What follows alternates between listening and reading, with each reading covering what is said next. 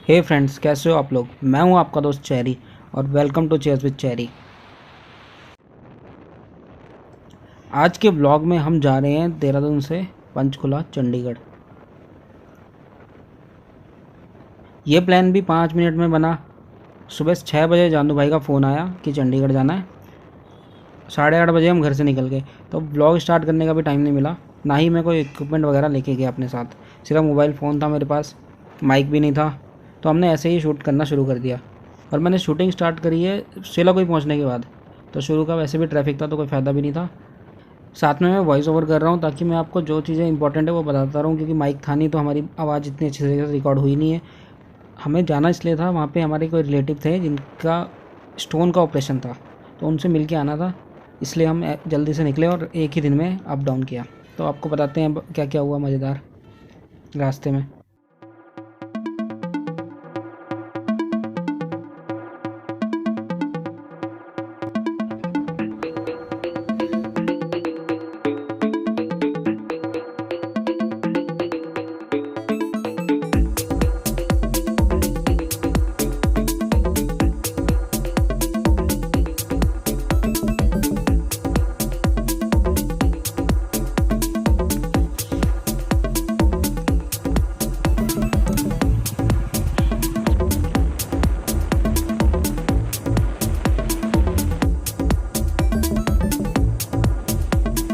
Mummy, तो कब पहुँचे आप?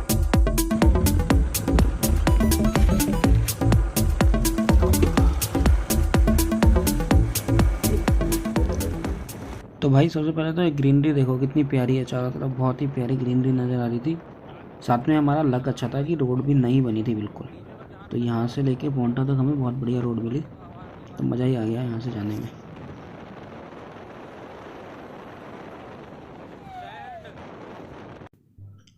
और फिर ये भाई दिखा जिसे हमने बहुत कोशिश करी समझाने की कि तेरा स्टैंड खुला है भाई, बंद कर ले।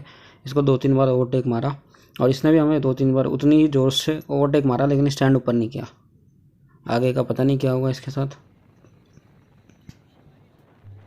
ये देखो, ये फिर आगे निकल गया हमें ओवरटेक मार के और हमने इसे समझाना छोड़ दिया।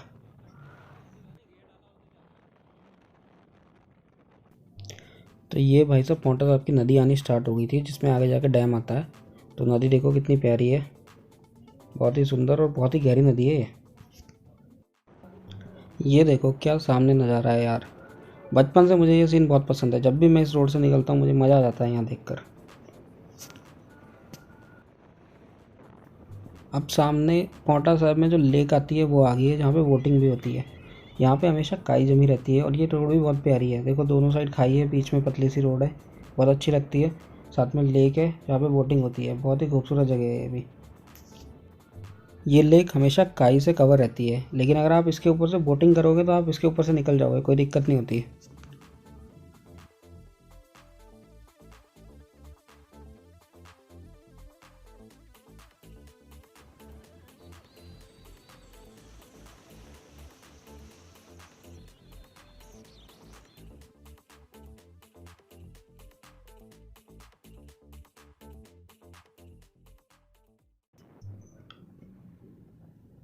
अब ये पोंटा साहब का असन बैराज आ गया है, ये डैम है।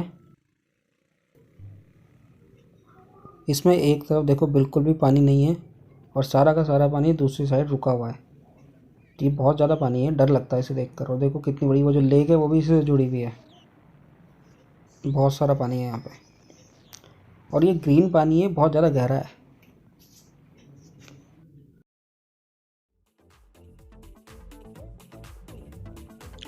अब साथ साथ ये नदी चलती है रोड के, पांवटा साहब तक जा रही है। ये वही डैम का पानी जो आ रहा है ना, वही नदी जाती है। नदी बहुत ज़्यादा गहरी है ये सारी खुद बनाई हुई है, पूरी की पूरी सीमेंटेड है ऊपर से लेके नीचे तक, और बहुत ज़्यादा गहरी नदी है। और इसके साथ चलने में ना अलग ही मज़ा आ जाता है। देखो कितनी प्यारी लग रही है।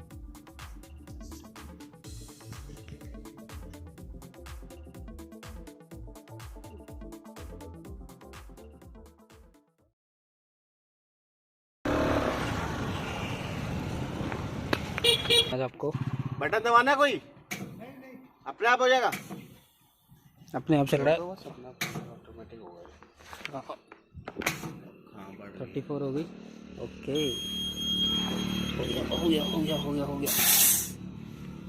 अच्छा, ये बाद में प्रेशर बनता है इस पर, पहले पाइप लगाने के बाद ना, ये लगाने के बाद अपने यहाँ प्रेशर बन जाता है आगे पीछे करके।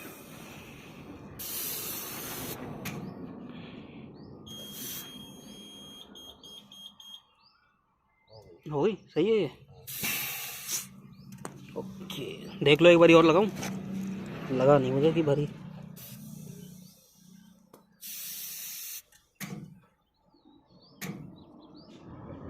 बढ़ रही ना, वो सही नहीं लगा हुआ था, गर्म है ना ये, मेरा हाथ बचा के कर रहा हूँ मैं।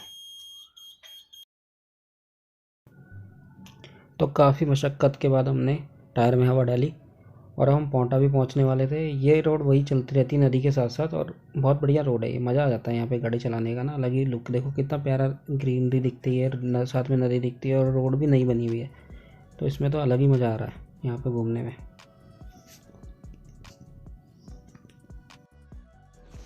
ये पुल पार करते ही हम उत्तराखंड से हिमाचल पहुँच जाएंगे।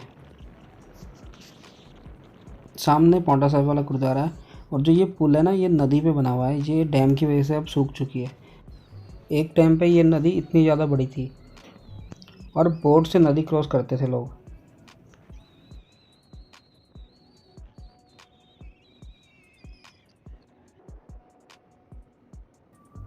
पौंटा का मेन शहर पार करने के बाद अब हम यहाँ पर भी हिमाचल की वादियों में एंटर कर रहे हैं। यहाँ से भी ग्रीनरी स्टार्ट हो जाती है, और आपको पता ही है हिमाचल कितना खूबसूरत है। आगे जाके नाहन आता है, और नाहन से ही शिमला का रास्ता भी जाता है, तो हम नाहन तक जाएंगे। वहीं से चंडीगढ़ का एक डाइवर्जन आता है, तो हम नाहन से चंडीगढ़ वाले डाइवर्जन पे चले जाएंगे। अब भाई साहब ये देखो, ये पर्पल कलर का पेड़ कितना खूबसूरत लग रहा है। मुझे तो पता नहीं इस पेड़ को क्या कहते हैं, अगर आप में से किसी को पता है तो मुझे कमेंट करके बताओ क्या कहते हैं इस पेड़ को। तो भाई अब चढ़ाई स्टार्ट हो गई थी। हमारे पास गाड़ी थी 125 सीसी एप्रिला। थोड़ी सी दिक्कत हुई, मगर फिर भी हम 30-40 की स्पीड मेंटेन कर रहे थे चढ़ाई पे चढ़ते हुए भी, वो भी 2 जनों के साथ। तो ठीक ठाक परफॉर्मेंस थी। लॉन्ग रूट पे हम इसे पहली बार लेके गए थे ऐसे पहाड़ी इलाके में। परफॉर्मेंस ठीक ठाक थी, कहीं कहीं पे स्पीड 25 तक गिरी थी क्योंकि हाइट ज़्यादा थी।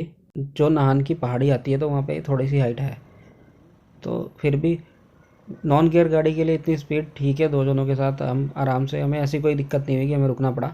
हम चलते गए, बस कुछ मतलब 3-4 किलोमीटर का रास्ता होता है जहाँ पे भी किसी किसी जगह पे थोड़ी सी स्पीड डाउन हो जाती है, वरना 35 से 40 तो मेंटेन कर ही लेते हैं। तो नाहन तक पहुँचने के बाद हमने टी ब्रेक लिया। इससे ऊपर जो रास्ता जाता है, अभी मैं आपको दिखाता हूँ, वो जाता है नाहन के लिए। ये यहाँ से अगर आप सीधा चले जाओगे तो ये चंडीगढ़ चला जाएगा, ठीक है। तो फ्रेंड्स हम नाहन पहुँच चुके हैं। सामने चाय की दुकान है। वीडियो की शुरुआत यहाँ से कर रहा हूँ, पीछे की जो क्लिप है वो सारी डाल चुका हूँ। प्लान सुबह 6 बजे बना, 8 साढ़े 8 बजे हम निकल गए, ठीक है। हम जा रहे हैं देहरादून से चंडीगढ़, वो भी अप्रीला पे, तो उसके बारे में बताएंगे आपको। पहले हम चाय पीने जा रहे हैं, फिर आपको बताते हैं। उसके बाद ऊपर चढ़ाई शुरू हो जाती है नाहन की, और अगर आपको आगे चंडीगढ़ जाना है तो आपको ये रूट को फॉलो करना है, सीधा चंडीगढ़ निकल जाओगे। जानू भाई हमारे साथ है, चाय पियेंगे यहाँ पे सामने, उसके बाद चलेंगे आगे।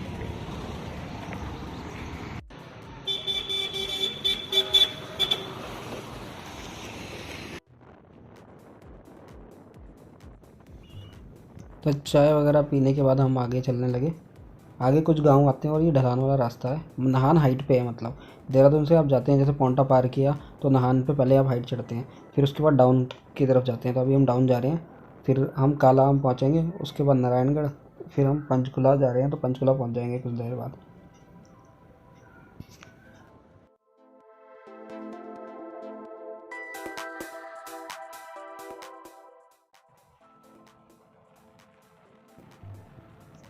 तो अब पहाड़ वाला रास्ता ख़त्म हो गया है और प्लेन रोड पे हम चल रहे हैं, ठीक है। ये हाईवे है, और हमने टॉप स्पीड मेरे ख्याल से अराउंड 80 के आसपास अचीव करी है, ठीक है, 2 जनों के साथ, जब प्लेन रोड मिली हमें। तो ठीक परफॉर्मेंस था। अच्छा, आप लोगों के पास अगर किसी के पास अप्रीला है तो मेरे को ये बताओ, आपकी गाड़ी में भी ये प्रॉब्लम होती है क्या? मेरे को इसमें लगता है कि इसका लो एंड टॉर्क कम है, मतलब अगर आप हाइट में चढ़ाने की कोशिश कर रहे हो या स्टार्टिंग में इसको खींच रहे हो तो धीरे खींचती है, एकदम से पिकअप नहीं पकड़ती, ठीक है। लेकिन एक बार मेंटेन कर लेती है तो वो मेंटेन कर लेती है और ठीक ठाक स्पीड में चलती रहती है। तो आपके पास एपिला है तो मेरे को बताओ आपके साथ भी ऐसा कुछ होता है क्या? और कंफर्ट की तो बात नहीं करनी चाहिए थोड़ी, क्योंकि परफॉर्मेंस स्कूटर बनाया गया है कंपनी की तरफ से ये, तो थोड़ा स्टिफ सस्पेंशन होता है इसका, ठीक है। टायर बड़े हैं, स्टिफ सस्पेंशन है, जो इसकी सीट है वो भी थोड़ी कुशनिंग जो होती है उसकी वो हार्ड है, तो थोड़ा सा पेन तो होगा आपको। लेकिन अगर आपको परफॉर्मेंस चाहिए थोड़ी सी अच्छी तो ठीक है स्कूटर, तब आप इसको कंसिडर कर सकते हो। इसका मेन चीज़ है इसका हैंडलिंग बहुत बढ़िया है। आपको हैंडलिंग करते वक्त या आपको मोड़ पे इसको लीन करते वक्त आपको ज़्यादा कॉन्फिडेंस आएगा नॉर्मल स्कूटी से, ठीक है। प्रॉब्लम ये है जानू भाई की गाड़ी में ये लॉ एंड टॉर्क की कमी लगती है हमें, ठीक है। परफॉर्मेंस के हिसाब से ठीक है, एक बार मेंटेन कर लेती है तो ठीक चलती है। लॉ एंड टॉर्क या हाइट के मामले में थोड़ी सी दिक्कत हो जाती है। तो वही आपके पास अगर किसी के पास है तो हमें कमेंट करके बताएं कि आपके साथ भी सेम सीन है या कुछ हमारे में कुछ एक्स्ट्रा फॉल्ट आ रखा है ये।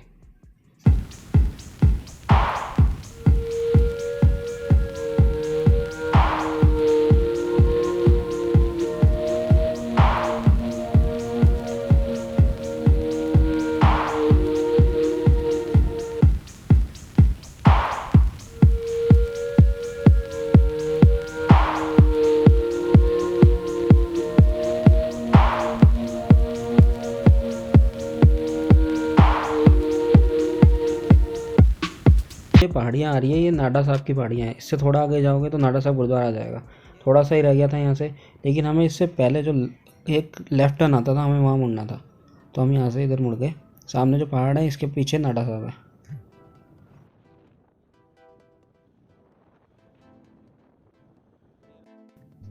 तो फाइनली गाइस अब हम अपनी डेस्टिनेशन पे थे। हॉस्पिटल का 5th फ्लोर था जिस रूम में हम थे। तो सिस्टर है जिनका ऑपरेशन है स्टोन का, तो वो ऑपरेशन के लिए जा रखे थे अभी।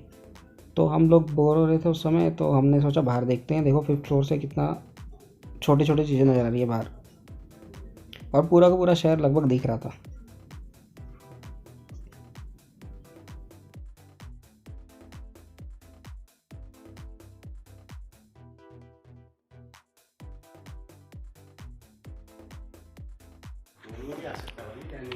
तो हम पहुंच चुके हैं हॉस्पिटल में, पेशेंट से मिलने आए थे। पेशेंट का ऑपरेशन चल रहा है। ताई जी यहाँ पे बैठी है, पेशेंट की मम्मी। तो कब पहुँचे आप? मैं तो वैसे कल की पहुंची हूँ, लेकिन ऑपरेशन के लिए हम सुबह पहुंचे 10 बजे। और कब लेके गए? 12 बजे। 12 बजे लेके गए हैं। अभी पत्थरी का स्टोन का ऑपरेशन है, तो ज़्यादा कोई मेजर कुछ नहीं है। लेकिन ऑपरेशन तो ऑपरेशन है। हाँ, लेकिन ऑपरेशन तो ऑपरेशन है। ऑपरेशन तो ऑपरेशन है। तो तो होता है। आ जाइए 1:30 बजे। हाँ, बस वो आ जाएं, उनसे मिलना है हमें, उसके बाद हम चलते हैं। जानू भाई हम मीनू देख रहे हैं, यहाँ मीनू भी है। वाह मंगा सकते हैं ना नीचे से। हाँ, वाह। मंगा लिए तो गाइज हमें लगा था कि ऑपरेशन 12-1 बजे तक हो जाएगा, जैसा कि हमें पहले पता था घर से निकलते वक्त। लेकिन जब हम पहुँचे तो 12 बजे उनको लेकर गए थे। फिर भी 1:30 बजे तक हो जाना चाहिए था, लेकिन तब भी वो 3-3:30 बजे तक उनको लेकर आए थे। 2-3 घंटे हमने वेट किया, तो हमने कुछ खाया कैंटीन वगैरह में, और साथ में हॉस्पिटल की सारी बिल्डिंगें घूमी।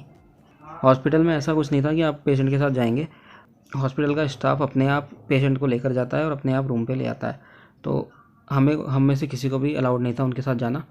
तो हम लोग रूम पे बैठे थे, थोड़ा बहुत हमने नाश्ता वगैरह किया, क्योंकि हम सुबह चले थे तो कुछ खा के तो गए नहीं थे। नाश्ता वगैरह किया, उसके बाद ऊपर नीचे सारे फ्लोर घूम लिए, बल्कि जहाँ पे नहीं जा सकते थे वहाँ पे भी चले गए। ऑपरेशन के बाद सिस्टर से मिले, उन्हें सी ऑफ किया। हम ऑलरेडी लेट हो चुके थे, 3-3:30 बज गए थे। ये जो रास्ता अभी चल रहा है, ये रास्ता हमें जाते हुए और आते हुए दोनों टाइम मिला, और लगभग 3-4-5 किलोमीटर का रास्ता था जो बहुत ज़्यादा ख़राब था। तो हमें इसे कवर करना था, तो हम 3:30 बजे के आसपास वहाँ से उनसे सी ऑफ करके सीधा निकल गए, ठीक है। हमें मेन टारगेट था हमारा कि पोंटा क्रॉस हो जाए।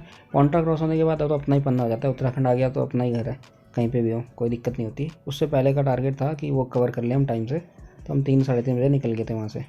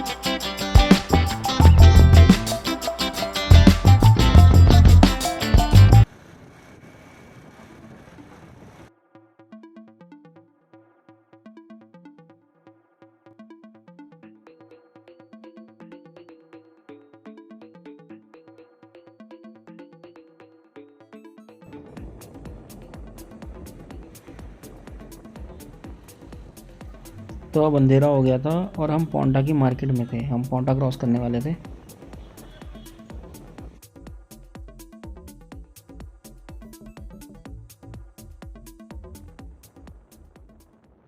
और फाइनली अब हम उत्तराखंड में एंट्री कर रहे थे। भाई ये वही नदी है जो दिन में दिख रही थी, इस समय रात को बिल्कुल काली नदी नज़र आ रही है, लेकिन उसमें लाइटें बहुत अच्छी तरीके से चमक रही है। साथ में फ़ोन की बैटरी भी कम थी, तो हम घर भी पहुंचने वाले थे। अब 40 किलोमीटर रह गया था, तो वीडियो यहीं एंड कर देंगे। थोड़े से आपको नदी के आसपास की कुछ फ़ोटोएँ दिखाता हूँ मैं, जो लाइटिंग वगैरह हुई है बहुत अच्छी लग रही हैं, वो दिखाते हैं, उसके साथ वीडियो का एंड करते हैं। अगर आपको वीडियो में मज़ा आया है तो प्लीज़ लाइक, सब्सक्राइब, शेयर करना मत भूलिए। मिलेंगे नेक्स्ट वीडियो में किसी नई जगह, नई मंजिल के साथ। तब तक के लिए अपना ख्याल रखिए। Okay bye.